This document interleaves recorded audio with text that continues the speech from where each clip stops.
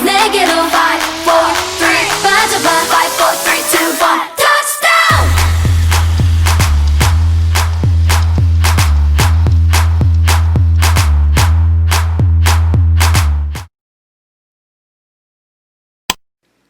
Halo, salam budaya. Aku Iqfar dari jurusan Sistem Informasi Fakultas Ilmu Komputer Universitas Brawijaya. Dan kali ini aku akan jelasin sedikit terkait cache memory. Jadi segini aja teman-teman batasan-batasan cakupan materi yang akan dibahas. Dimulai dari penjelasan dikit-dikit mengenai sistem kerja memori yang mencakup karakteristik dan hierarki memori. Lalu penjelasan awal cache principles dan masuk ke elemen-elemen cache design, diantaranya pengalamatan cache, ukuran cache, pemetaan cache, replacement algorithm, write policy, ukuran blok, dan jumlah cache.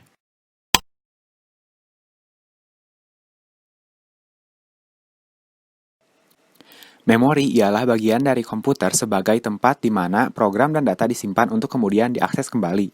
Pembagian memori internal dan eksternal di sini dapat diketahui dari letaknya dia berada. Secara bahasa, internal berarti berkaitan langsung dengan pengaksesan oleh CPU, sedangkan memori eksternal berarti terletak di luar CPU. Yang pertama, register, merupakan memori yang langsung berada pada chip prosesor yang menjadi acuan langsung proses menjalankan operasinya dalam sistem pengeksekusian data internal. Selanjutnya, memori internal merupakan memori yang sifatnya sementara sebagai pengingat dan dapat diakses selama komputer menyala. Setelah komputer mati, data dalam memori tersebut akan hilang, kecuali pada ROM yang bersifat non-volatile.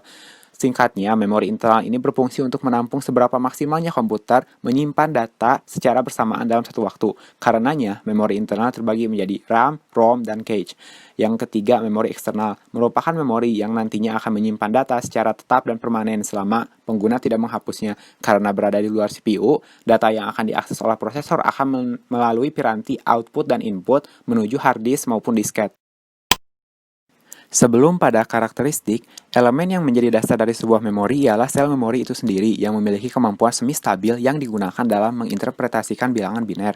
Sel memori juga dapat ditulis atau dibaca. Karakteristik pertama ialah lokasi. Dalam chip prosesor, yaitu register. Luar prosesor tapi dapat diakses secara langsung oleh prosesor, yaitu internal atau main memory, dan cache. Yang selanjutnya itu di luar prosesor atau secondary memory, yaitu memori eksternal itu sendiri. Karakter kedua itu kapasitas. Kapasitasnya itu berupa word yang merupakan satuan kelipatan dari byte seperti 8 bit, 16 bit, dan 32 bit. Karakter selanjutnya yaitu satuan bit yang ada yaitu word, dan blok-blok itu satuannya lebih besar daripada word.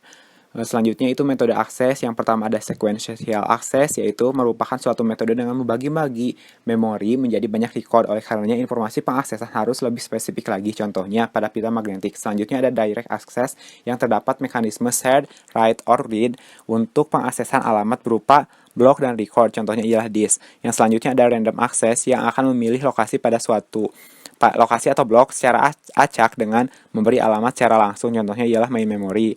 Selanjutnya itu associative access yang menetapkan lokasi data berdasarkan kapasitas sehingga proses pencarian data berpacu pada suatu isinya karena prosesnya berupa pembandingan alamat bit, contohnya ialah cache. Karakteristik selanjutnya yaitu kinerja. Kinerja terbagi menjadi 3. Yang pertama access time yang merupakan durasi waktu untuk pengoperasian data. Selanjutnya memory cycle time yang merupakan konsep penambahan access time dengan durasi waktu proses lenyapnya transients pada saluran sinyal. Selanjutnya itu transfer rate yang merupakan kecepatan pengiriman antar unit komputer memori. Selanjutnya itu tipe fisik. Tipe fisik itu ada 2, semikonduktor dan magnetik. Semikonduktor itu menggunakan teknologi VLSI. Yang magnetik menggunakan permukaan magnetik, contohnya disk dan pita magnetik. Selanjutnya karakteristik fisik.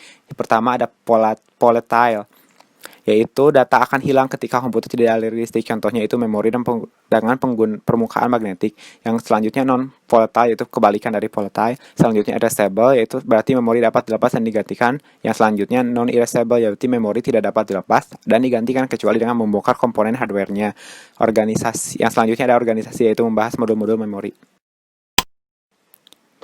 Hierarki memori dapat dilihat dari kecepatan harga kapasitas memori, dilihat dari semakin dekat atau semakin jauh letaknya dari prosesor. Berdasarkan hierarki memori tersebut dapat disimpulkan, semakin bawah atau semakin jauh dari prosesor, harga semakin murah, kapasitasnya tinggi, tetapi kecepatan rendah. Sebaliknya, semakin atas atau dekat dengan prosesor, harganya akan semakin mahal, kapasitasnya semakin rendah, tetapi kecepatannya sangat tinggi. Sebelumnya, cache merupakan sebuah memori kecil yang letaknya dapat di dalam ataupun di luar prosesor untuk menyimpan data-data yang mungkin akan diakses oleh prosesor agar tidak lama dalam hal pengaksesan. Jadi, setiap pengaksesan data, prosesor akan mengecek terlebih dahulu apakah terdapat salinan pada cache atau tidak. Jika belum ada, prosesor akan melanjutkan mencari hingga pada RAM. Selanjutnya, hasil dari data yang ditemukan di RAM akan disalurkan ke CPU dan menyalinnya juga ke cache. Memori cache itu kan diusahakan untuk dibuat seideal mungkin, yaitu memberikan kecepatannya maksimal dengan harga yang relatif terjangkau serta berkapasitas besar. Hal tersebut akan sulit ditemukan mengingat berlawanan dengan konsep hierarki komputer. Letak cache sendiri ada yang di antara Virtual Memory Management Unit atau Triple M dengan prosesor, dan ada yang di antara Triple M dengan RAM sebagai main memory. Yang pertama itu logical cache, yaitu virtual, yang menggunakan virtual address untuk penyimpanan sebuah data. Selanjutnya itu ada cycle cache, yang menggunakan cycle address untuk menyimpan sebuah data. Selanjutnya ada cache size. Permasalahan utama dari memory cache ialah harga yang relatif mahal karena letaknya dekat dengan prosesor dan mempunyai speed yang sangat cepat seiring dengan tipe cache-nya, yaitu 50 hingga 100 nanodetik atau setara dengan 5 hingga 10 kali lipat dari speed memori utama. Karena kecepatan yang relatif tinggi, kapasitas cache hanya berkisar 1 sampai 128 KB saja. Selanjutnya itu tentang line size.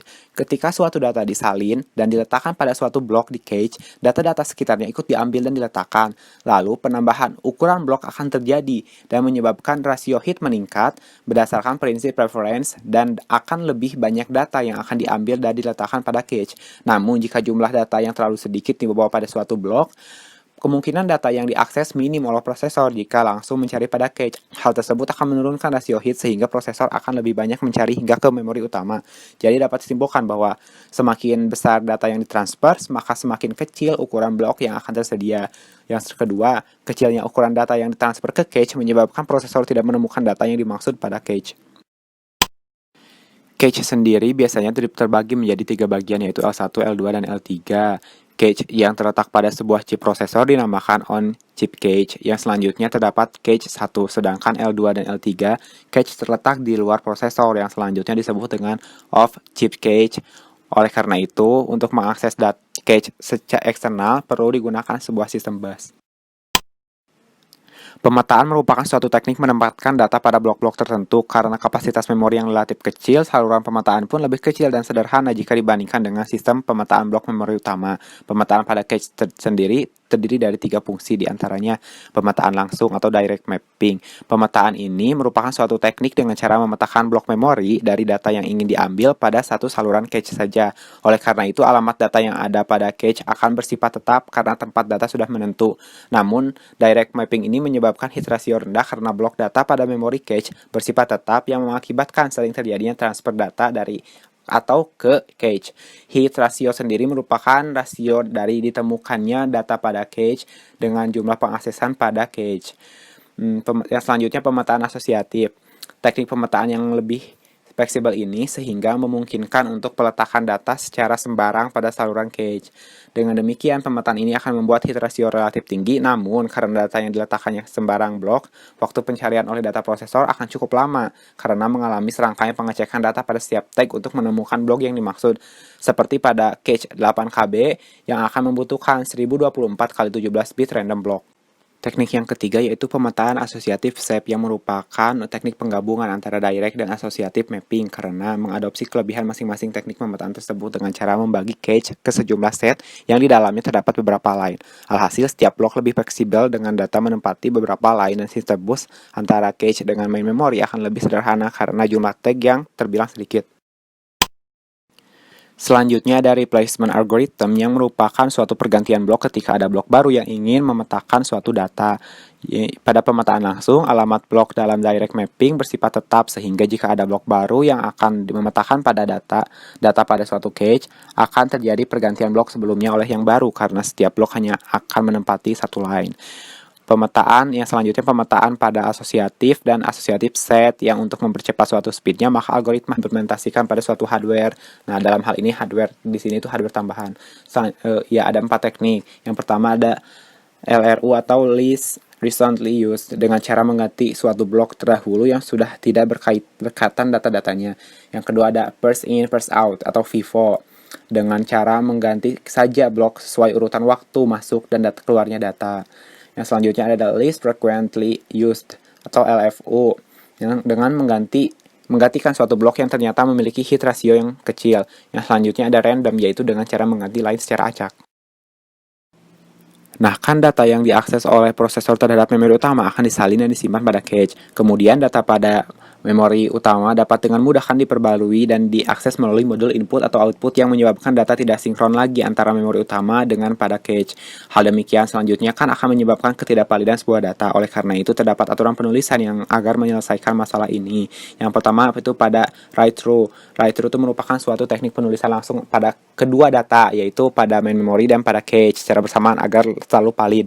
Namun karena ditulis secara bersamaan, maka mungkin akan terjadi suatu crash berupa hang. Selanjutnya itu ada write back. Pada write back ini merupakan yaitu pada tulisnya itu pada cache saja supaya gangguan crash tidak terjadi. Lalu ketika terjadi sebuah pergantian nama pada blok cache, maka penulisan pada main memory pun harus segera dilakukan. Namun hal ini menyebabkan suatu ketidakvalidan beresiko tinggi karena terdapat jeda waktu.